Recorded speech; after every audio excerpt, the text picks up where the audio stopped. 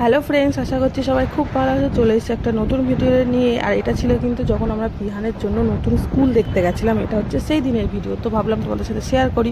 তো আমরা কিন্তু সবার ফার্স্ট চলে গেছিলাম নারায়ণাতে। তো নারায়ণাতে যাওয়ার পরে ওখানে সব কিছু কথাবার্তা হয়ে যাওয়ার পরে ওরা যে ডিটেলসটা দিল সেটা নিয়ে কিন্তু আমরা চলে এসেছিলাম।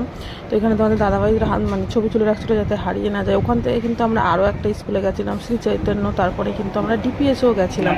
তো আরও দুটো স্কুল ঘোরার পরে চলে এসেছিলাম বাড়িতে।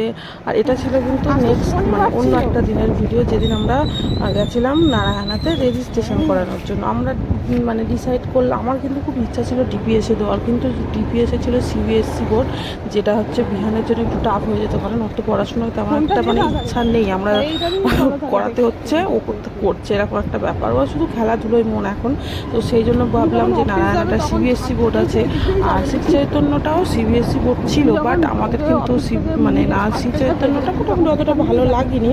যার জন্য আমরা ডিসাইড করলাম যে চলো নারায়ণাতেই আমরা রেজিস্ট্রেশনটা করি। আমরা মানে ডিসাইড করার পরে চলে এসেছিলাম নারায়ণাতে।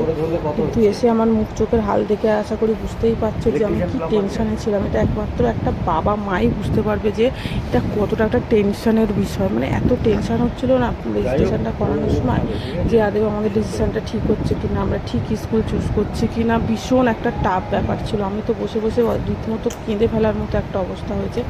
তারপরে তোমাদের দাদাভাই বলছিল ঠিক আছে টেনশন করো না, যা হবে ভালোই হবে বলে তোমাদের দাদাভাই কিন্তু এখানে ফর্ম ফিল আপ অলরেডি শুরু করেছে। তো ফর্ম ফিল আপ দেখে তো আমার মানে ভীষণ ভীষণ ভীষণ টেনশন হচ্ছিলো।